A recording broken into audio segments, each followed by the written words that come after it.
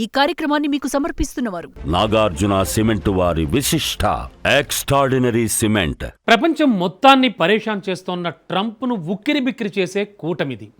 అగ్రరాజ్యాన్ని గురిచూసి దెబ్బ కొట్టగలిగేది కూడా ఇదే. ఈ కూటమి ఎక్కడ తమకు వ్యతిరేకంగా తమ ఆధిపత్యాన్ని అడ్డుకుంటుందో అన్న ఆందోళన ట్రంప్లో ఆది నుంచి ఉంది. అందుకే డాలర్కు ప్రత్యామ్నాయ కరెన్సీని తెస్తే 150% సుంకాలంటూ బెదిరింపులకు దిగుతాడు. తాజాగా మిడిల్ ఈస్ట్ సంక్షోభంలో మరోసారి బ్రిక్స్ పేరు రీసౌండ్ ఇస్తోంది. ఇందుకు 2 కారణాలున్నాయి. ఒకటి, చమురు మార్కెట్లో డాలర్ డామినేషన్కు చెక్ పెట్టేలా ఇరాన్ తీసుకున్న నిర్ణయం. రెండోది, ప్రస్తుత యుద్ధ సంక్షోభంలో బ్రిక్స్ దేశాలు సహకరించాలని ఇరాన్ చేసిన రిక్వెస్ట్. బ్రిక్స్ దేశాల సహకారంపై జయశంకర్ కూడా హామీ ఇచ్చారు. పైగా ఈ ఏడాది ఈ ప్రతిష్టాత్మక సదస్సుకు ఇండియానే అధ్యక్షత కూడా వహిస్తోంది.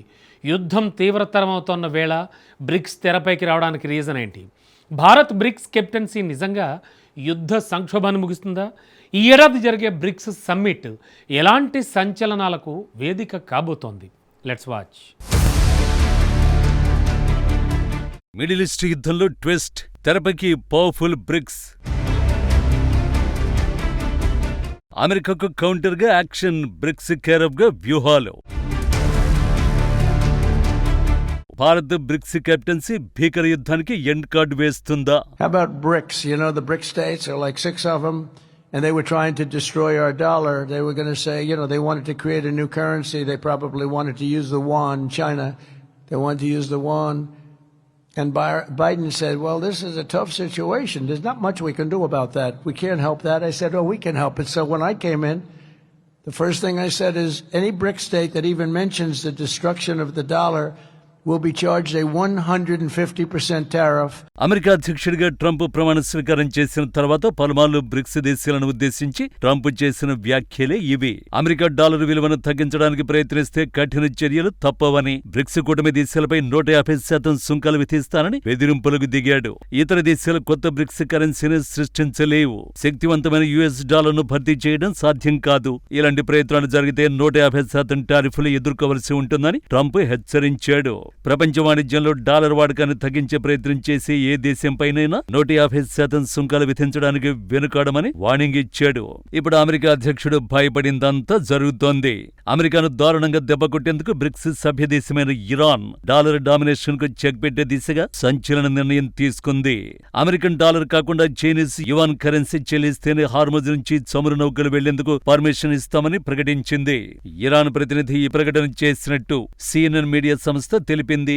ఎప్పటినుంచో ఆయిల్ బిజినెస్ డాలర్లలోనే జరుగుతోంది. దీనివల్లనే డాలర్ సూపర్ పవర్ గా మారి అమెరికా తిరుగులేని శక్తిగా ఎదిగింది. ఇరాన్ తాజా నిర్ణయంతో డాలర్ డామినేషన్ కి కాదు, టోటల్ గా అమెరికా ఆధిపత్యానికి చెక్ పడే అవకాశం ఉంటుందని విశ్లేషకులు భావిస్తున్నారు. ట్విస్ట్ ఏంటంటే ఈ వార్త జయశంకర్, అబ్బాస్ అరాగ్చి టెలిఫోన్ చర్చల తర్వాతే వెలుగులోకొచ్చింది.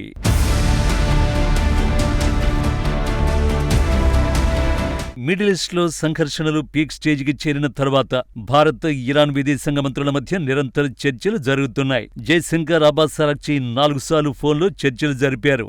ఈ చర్చల వెనుక అసలు లక్ష్యం హార్ముజ్ జలసంధి నుంచి తమ దేశ నౌకలకు అనుమతినివ్వాలని, తమ పౌరులకు భద్రత కల్పించాలని భారత్ రిక్వెస్ట్ చేయడం మాత్రమే కాదు, అంతకు మించిన మరో వ్యూహం కూడా ఉంది.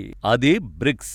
4వసారి ఫోన్లో మాట్లాడుకున్న తర్వాత బ్రిక్స్ పేరు తెరపైకొచ్చింది. ఈ కీలక సంభాషణలో ఇరాన్ విదేశాంగ మంత్రి ప్రధానంగా పశ్చిమాసియాలో నెలకొన్న తాజా యుద్ధ పరిస్థితుల్ని జయశంకర్ కు వివరించారు. ఇజ్రాయెల్, అమెరికా దాడుల వల్ల ప్రాంతీయంగా, అంతర్జాతీయంగా శాంతి భద్రతలకు వాటిల్లుతున్న ముప్పును ప్రస్తావించినట్లు ఇరాన్ ప్రభుత్వ మీడియా వెల్లడించింది. తమ దేశ సార్వభౌమత్వంపై దాడులు జరిగినప్పుడు తమను తాము రక్షించుకునే పూర్తి చట్టబద్ధమైన హక్కు ఇరాన్ కు ఉందని అబ్బాస్ అరాగ్చి స్పష్టం చేశారు. ఈ పోరాటంలో తమ ప్రభుత్వం, భద్రతా దళాలు, ప్రజలు ఏకతాటిపై అత్యంత పట్టుదలతో ఉన్నారని చెప్పారు. అప్పుడే ప్రపంచ శాంతి, అంతర్జాతీయ సుస్థిరతను కాపాడేందుకు బ్రిక్స్ కూటమి దేశాల సమన్వయంతో సహకరించాలని అరాగ్చి విజ్ఞప్తి చేశారు. మరోవైపు ఇరాన్ విదేశాంగ మంత్రితో జరిగిన ఈ ఫోన్ సంభాషణను భారత విదేశాంగ మంత్రి జయశంకర్ కూడా అధికారికంగా ధృవీకరించారు. సోషల్ మీడియా వేదికగా ఆయన స్పందిస్తూ ఇరాన్ విదేశాంగ మంత్రి అరాగ్చితో ఫోన్లో మాట్లాడాను. ఇరు దేశాల ద్వైపాక్షిక సంబంధాలతో పాటు బ్రిక్స్ వేదికగా సాగాల్సిన సహకారం, సంబంధిత అంశాలపై మేం లోతుగా చర్చించుకున్నామని జయశంకర్ పేర్కొన్నారు. పశ్చిమాసియాలో యుద్ధ మేఘాలు కమ్ముకుంటున్న వేళ ఇరాన్ పదే పదే ఇండియాతో సంప్రదింపులు జరపడం దౌత్యపరంగా ప్రాధాన్యం సంతరించుకుంది. గ్లోబల్ సౌత్ దేశాలకు బలమైన గొంతుకగా ఉన్న భారత్ మద్దతును కూడగట్టేందుకే ఇరాన్ ఈ చర్చలు జరుపుతున్నట్లు విశ్లేషకులు భావిస్తున్నారు. ముఖ్యంగా ఇద్దరు నాయకులు బ్రిక్స్ ప్రస్తావన తీసుకురావడం వెనుక అంతు చిక్కని వ్యూహం ఉందని అభిప్రాయపడుతున్నారు. ఎందుకంటే ముందే చెప్పుకున్నట్టు BRICS alliance target dollar domination కు చెక్ పెట్టడం కాదు, టోటల్ అమెరికా ఆధిపత్యానికి ఫుల్ స్టాప్ పెట్టడం, ప్రస్తుత యుద్ధానికి ముగింపు పలకడం కూడా. కానీ అది ఎలా సాధ్యపడుతుంది? అసలు కథ ఇక్కడే ఉంది. అంతర్జాతీయ రాజకీయాల్లో అమెరికా పెత్తనాన్ని తగ్గించి ఒక బహుళ ధ్రువ ప్రపంచాన్ని సృష్టించే ప్రయత్నంలో భాగంగానే బ్రిక్స్ ఆవిర్భవించింది. అమెరికా ఆర్థికాంక్షలను ఆయుధంగా వాడుకోకుండా ఉండాలంటే డాలర్ వాడకాన్ని తగ్గించాలి అనేది బ్రిక్స్ దేశాల వ్యూహం. భారత్, ఇరాన్ మధ్య ఇప్పటికే రూపాయి, రియాల్ ద్వారా వ్యాపారం చేసే ప్రయత్నాలు జరుగుతున్నాయి. తాజాగా అమెరికా డాలర్లు కాకుండా చైనీస్ యువాన్ కరెన్సీ చెల్లిస్తేనే హార్ముజ్ నుంచి నౌకలకు పర్మిషన్ ఇస్తామని ఇరాన్ ప్రతినిధి చెప్పినట్లు CNN తెలిపింది. అమెరికా నియంత్రణలో ఉండే స్విఫ్ట్ కు బదులుగా బ్రిక్స్ దేశాలు సొంతంగా బ్రిక్స్ పే వంటి డిజిటల్ పేమెంట్ సిస్టమ్స్ ని నిర్మిస్తున్నాయి. ఇది మొదటి వ్యూహం. ఇక రెండోది రవాణా. అమెరికా అడ్డంకులను అధిగమించడం, అమెరికా మిత్ర దేశాల నావికా దళాల నిఘా ఉండే సముద్ర మార్గాలకు బదులుగా భూమార్గం ద్వారా రవాణాకు కనెక్టివిటీని పెంచుకోవడం. ఇరాన్లోని చాబహార్ ఓడరేవు ద్వారా రష్యా, మధ్య ఆసియా దేశాలకు భారత్ చేరుకోవచ్చు. ఇది అమెరికా లేదా పాకిస్తాన్ ప్రమేయం లేకుండా జరిగే రవాణా. మూడోది గ్లోబల్ సౌత్ నాయకత్వం. ప్రపంచ నిర్ణయాలు కేవలం G7 దేశాలంటే అమెరికా, యూరప్ దేశాలు మాత్రమే తీసుకోకూడదు అనేది బ్రిక్స్ దేశాలు వాదిస్తున్నాయి. ఇరాన్, UAE, ఈజిప్ట్ వంటి దేశాలను చేర్చుకోవడం ద్వారా ప్రపంచ జనాభాలో సగానికి పైగా ప్రాతినిధ్యం వహించే శక్తివంతమైన కూటమిగా బ్రిక్స్ ఎదిగింది. దీనివల్ల ఐక్యరాజ్యసమితి వంటి సంస్థల్లో అమెరికా మాటకు ఎదురు చెప్పే బలం పెరిగింది.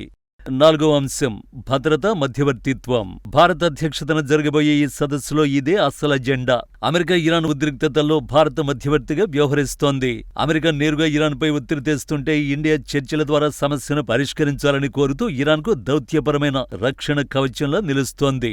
ఇండియా ఇప్పటికే బ్రిక్స్ దేశాల మధ్య ఒక ఉమ్మడి విధానం కోసం చర్చలు జరుపుతోంది. ఇరాన్ ఎదుర్కొంటున్న సవాళ్లను బ్రిక్స్ ఎజెండాలో చేర్చడం ద్వారా అంతర్జాతీయ మద్దతు కూడగట్టడమే భారత్ లక్ష్యం.